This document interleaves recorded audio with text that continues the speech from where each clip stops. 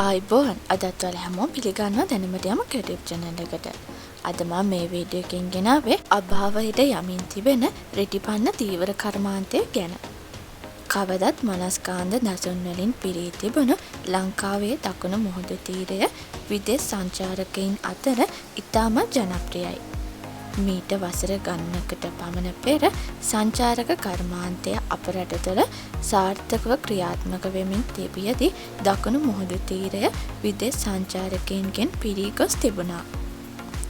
එලෙස ලංකාවට පැමිණෙන සංචාරකයන්ගේ ආකර්ෂණය දිනාගත් එක්තරා මසුන් ඇල්ලීමේ ක්‍රමයක් දකුණු මුහුදු තීරය තුළ ක්‍රියාත්මක වෙනවා.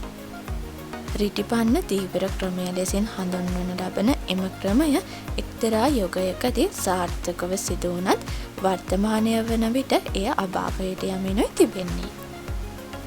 18 වෙනි සියවසේ ඉන්දීය ජාතිකයින් පිරිසක් වෙළඳ කටයුතු සඳහා ලංකාවට පැමිණලා තියෙනවා.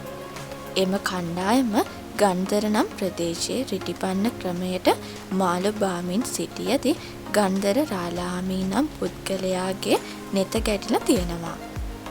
අමුතුම ආකාරයකින් මසුන් ඇල්ලමින් සිටි එම පිරිස අනුගමනය කළ පන්න ක්‍රමය අධ්‍යයනය කළ ගන්ධර රාලහාමී එය දකුණු වෙරළ තීරයේ ධීවර ප්‍රජාවට හඳුන්වලා දීලා තියෙනවා. එදා සිට අද දක්වා දකුණු මුහුදු තීරය ආශ්‍රිතව සිදුවන රිටිපන්න ධීවර කර්මාන්තය සියවසකටත් වඩා වැඩි කාලයක් බොහෝ දෙනෙකුට ජීවන අරගලය ජය ගැනීමට උපකාරී වෙලා තියෙනවා. හිරු බැස යන හැන්දෑ වරුවක මුහුදු වෙරළ අසල රිටිපන්න ක්‍රමයට ධීවර කර්මාන්තයේ යෙදෙන ධීවරයන් කාගේත් නෙත් සිත් ඇදගන්නා දසුනක්. කතලුව, වැලිගම, කළුකන්ද, මිදිගම, දේදුව, ගොවියාපාන, අහංගම, කබලාන, අරංගල, කොග්ගල යන ප්‍රදේශවල බහුලවම සිදුවන මෙම ධීවර කර්මාන්තය වර්තමානය වන විට අප රටට ආවේනික පන්න ක්‍රමයක් වී තිබෙනවා. සාමාන්‍යයෙන් මැයි මාසයේ සිට නොවැම්බර් මාසයේ පමණ වනතුරු සිදුවන රිටිපන්න ධීවර කර්මාන්තය වාරකන් කාලය උදාවීමත් සමගම අවසන් වෙනවා. රිටිපන්න ධීවර කර්මාන්තයෙහි නිරත වීම සඳහා බිලිපිත්තක්, බිලි කටුවක් සහ රිටක් යොදා ගනු ලබනවා. එම එක් එක් උපකරණය සාදා ගැනීම සඳහා ධීවරයන් අනුගමනය කරන්නේ ඔවුන්ටම ආවේනික වුණු ක්‍රමයක්. නමුත් වර්තමානය වන විට සමහර උපකරණ සෑදීමට යොදා ගන්නා අමුද්‍රව්‍ය වෙනස් වී ඇති ආකාරය දක ගන්න පුළුවන්. බිලිපිත්ත සෑදීම සඳහා යොදා ගනු ලබන්නේ කිතුල් ලීය. මුලින්ම කිතුල් ගස්වල අතු කඩා ඒවා අව්වේ වේලා ගනු ලබනවා. ඉන් අනතුරුව ගින්දරින් රත් කර පිත්ත නැවෙන අයුරින් සකස් කර ගනු ලබනවා. උපරිම දිග මීටර් 2ක් පමණ වන කිතුල් පිත්තට අමුණන ලණුව සඳහා තංගුස් නූල් භාවිතා කරනවා. නමුත් අතීතයේදී ධීවරයින් ඒ සඳහා අන්නාසි කොළයේ කෙඳි යොදාගෙන තිබෙනවා. බිලි කටුව සාදා ගැනීමට අච්චුවක් වශයෙන් දැලිපොත්ත භාවිතා කරනවා. දැලිපොත්ත යනුවෙන් හඳුන්වන්නේ දැල්ලාගේ පිට ආවරණය. වෙරළේදී සුලභව හමුවන දැලිපොතු එකතු කර ගන්නා ධීවරයින් ඒවා මිරිදියෙන් සෝදා සති 3ක් පමණ දුමෙහි තබා වියලා ගන්නවා. ඉන් අනතුරුව දැලිපොත්ත කුඩා කැබලි වලට කපා එම කුඩා කැබලි ගල් කෑලි වල තබා ගින්දර මගින් රත් කරගනු ලබනවා.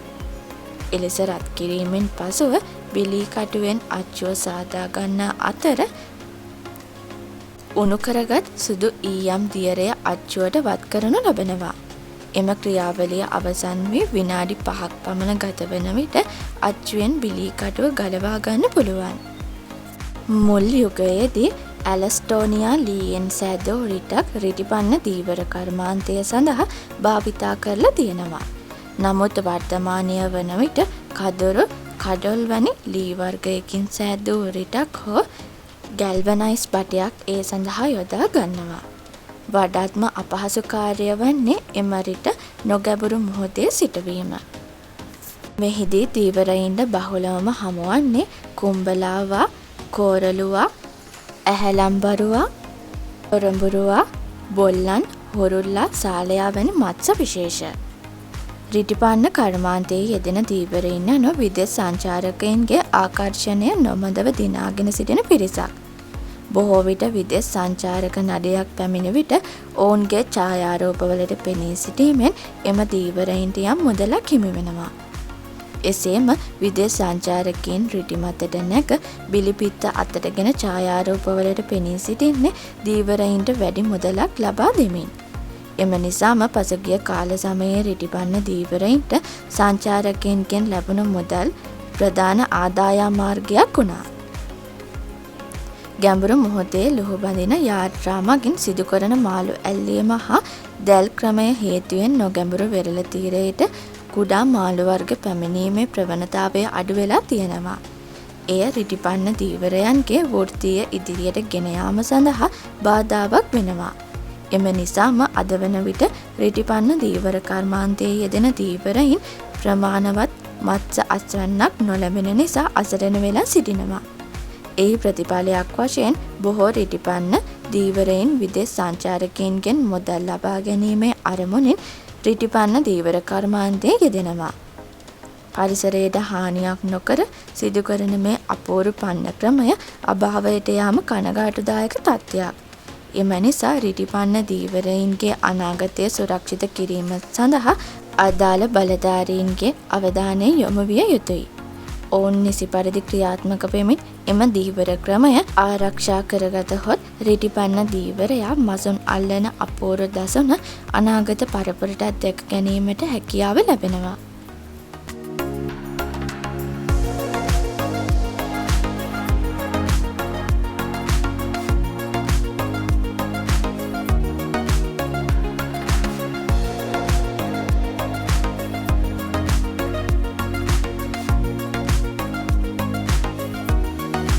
අද වීඩියෝ එක හොඳයි නම් ලයික් එකක් දාලා අපිව සබ්ස්ක්‍රයිබ් කරලා බෙල් අයිකන් එකත් ක්ලික් කරලා මේ වීඩියෝ එක ඔයාලගේ යාළුවන්ටත් බලන්න ෂෙයා කරන්න කියලා ආදරෙන් ඉල්ලනවා. ඔයාලා හැමෝටම සුබ දවසක්.